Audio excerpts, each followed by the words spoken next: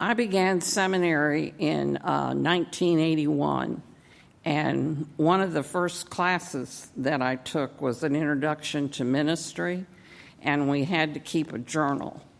And we didn't have to tell the professor what we wrote, but we did have to hand in a reflection. And this is my reflection. Requiem for Mary.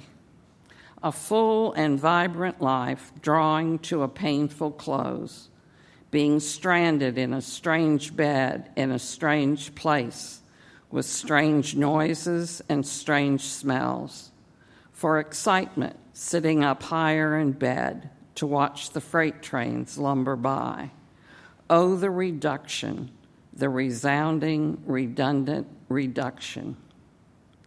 Today, November 27, a man from the bank called to say Mary had left us some of her things and asked if I could meet him at her house to collect them.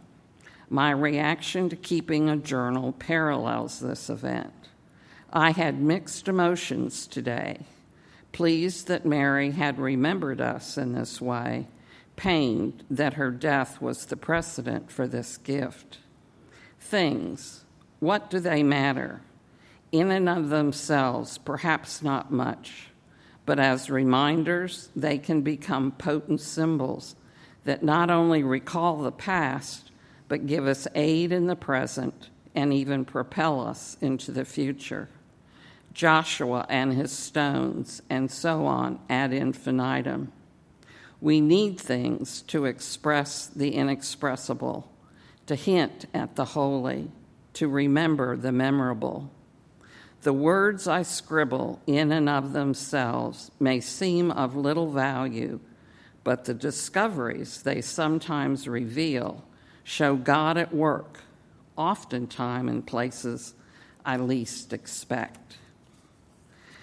There is a glass vase that my sisters, I have two sisters, and I treasure.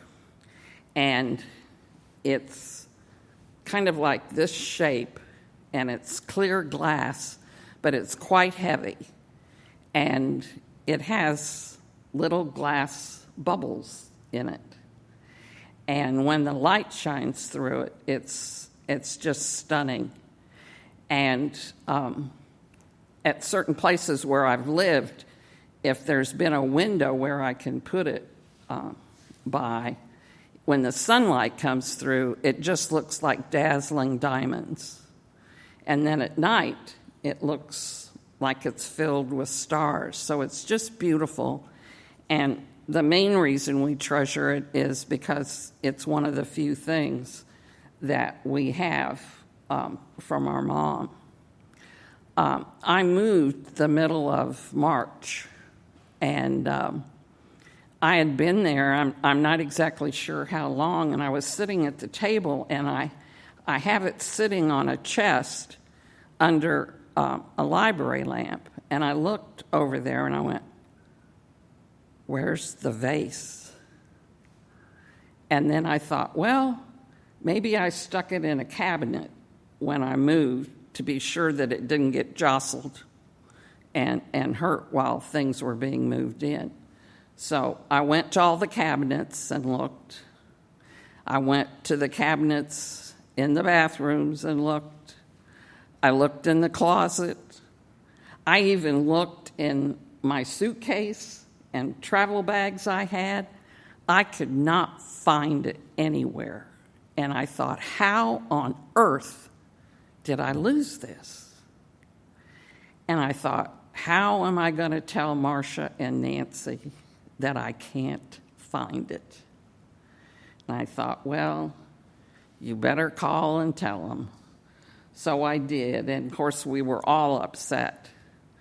And I just kept thinking about it, and I thought, how in the world could I lose it in a one-bedroom apartment?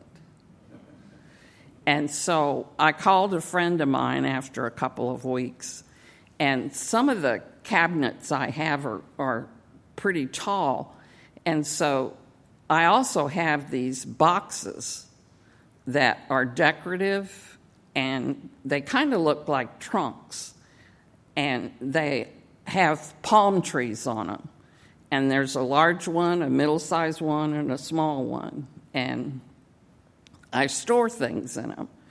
And so anyway, I asked, Kathleen, can you come over? And I have like a 3-step stool. It's a little shorter than a ladder, but taller than a step stool. And so anyway, some of them are in the lower cabinets. So I said, we are going to take out every one of these. I've got about 10 of them. And I said, I cannot think of any other place that they could possibly be. So we pulled them out one at a time, and there were receipts that I saved for a certain number of years. There were photographs. There were note cards, ones that have been sent to me, and then ones that I can send to other people. And then we started on the ones that were taller up. We got to the last small box, opened it up, and there was the vase wrapped in a towel. And I went, oh. And so then I could call my sisters and say, I found it. And so now I can look at it and enjoy it. And I don't have any, it's in the kitchen, and the only light comes from that library lamp. But at night when I turn it on, it does look like those stars. Jesus tells 2 parables to reveal God's heart. Rather than neglecting the lost, God searches to find each one of us.